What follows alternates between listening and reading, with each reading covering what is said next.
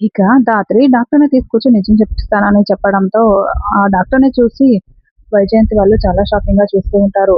"నేను నిజం చెప్పడానికే ఇక్కడికొచ్చాను" అని డాక్టర్ చెప్తూ ఉంటే, "ఏయ్ డాక్టరు ఏంటి నువ్వు నిజం చెప్పేది? నిజం చెప్తా, నిజం చెప్తా అని మాట్లాడుతున్నావు. నీకు ఎంత డబ్బు కావాలన్నా ఇస్తాను. నువ్వు ముందు నుండు ఇక్కడి నుంచి వెళ్ళిపో" అని వైజయంతి చెప్తూ ఉంటే, "చూడండి నేనైతే ఈరోజు నిజం చెప్పే వరకు ఇక్కడి నుంచి కదిలే ప్రసక్తే లేదు" అని డాక్టర్ చెప్తూ ఉంటుంది. "చూడు డాక్టర్ నువ్వు ఇప్పుడు మా మామయ్య గారికి నిజం చెప్పావనుకో, నువ్వు అబద్ధాలు చెప్తున్నావని నీ లైసెన్స్‌ని రద్దు చేయిస్తాను. నీపై కేసు పెట్టి నిన్ను పోలీస్ స్టేషన్‌కి పంపించేస్తాను. మనం మాట్లాడుకున్నాము. అంతా అయిపోయింది. మీరు అలా చెప్పారు. మళ్ళీ ఇప్పుడు నిజం చెప్పకూడదు. లేకుంటే జైలుకి వెళ్తారా?" అని నిషి బెదిరిస్తూ ఉంటే, "నేను ఆల్రెడీ క్లినిక్‌ని మూసేశాను నిషి. తర్వాత నేను మంచి పనులు చేయడం కోసమే ఉంటాను. ఇప్పుడు నువ్వేంటి నా లైసెన్స్ రద్దు చేయించేది అని డాక్టర్ చెప్తూ ఉంటుంది.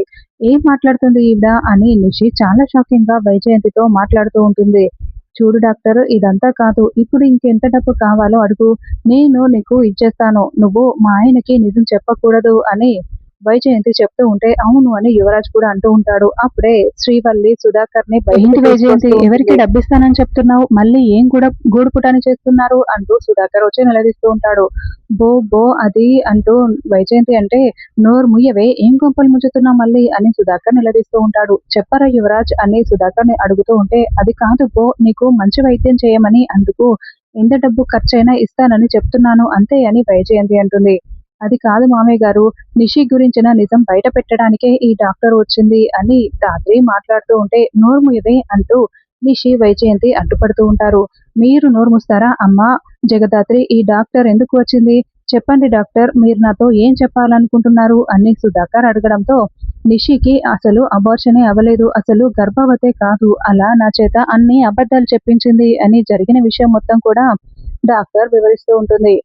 దాంతో సుధాకర్ కోపంగా చూస్తూ ఉంటే, మామయ్య గారు ఈ డాక్టర్ చేత ఈ జగదాత్రి కేదార్ అబద్ధాలు చెప్పిస్తున్నారు. నేను నిజంగానే కడుపుతో ఉన్నాను.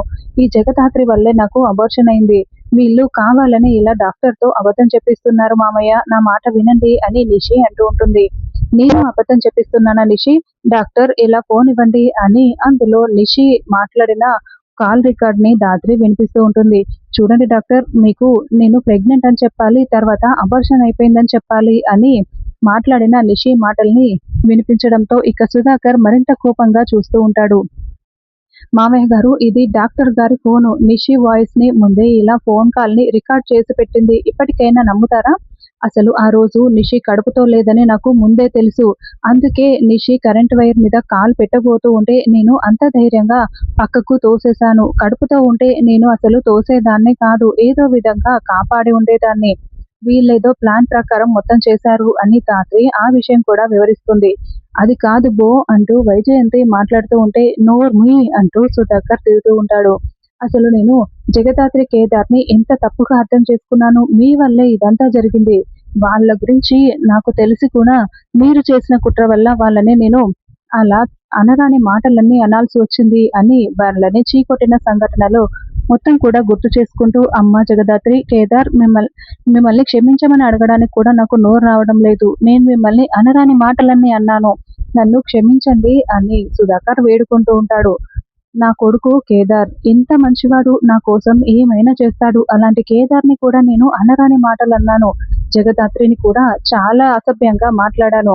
నేను చాలా పెద్ద తప్పు చేశాను. దయచేసి నన్ను క్షమించండి అని సుధాకర్ వేడుకుంటూ ఉంటే, ఇక ధాత్రి నేరుగా సుధాకర్ దగ్గరికి వచ్చి మోకాళ్ళ మీద కూర్చొని, మామయ్య గారు అలా మాట్లాడకండి. మీరు పెద్దవారు.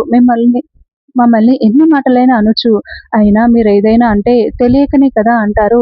ఇప్పుడు మేమేమీ బాధపడడం లేదు అని ధాత్రి చెప్తూ ఉంటే, అవును నాన్న మీరలా మాట్లాడకండి. మీరు మమ్మల్ని ఒక మాట అంటే అందులో తప్పేమీ లేదు అని కేదార్ కూడా చెప్తూ ఉంటాడు. మామయ్య గారు ఒక్కసారి నేను చెప్పేది వినండి.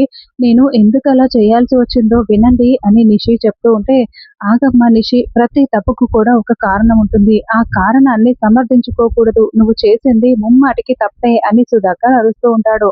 ఇక అక్కడే నిలబడి ఉన్న భరద్వాజ, ఈ ఇంటి కోడలు నా కూతురైన నిషి తప్పు చేసింది. అందుకు మీరు ఏ శిక్ష వేసినా కూడా నేను కూడా రెడీగా ఉన్నాను అనుభవించడానికి. ఎందుకంటే మా నిషిక చేసింది ముమ్మాటికి తప్పే. నన్ను కూడా క్షమించండి అని భరద్వాజ సుధాకర్‌ని కూడా వేడుకుంటూ ఉంటాడు.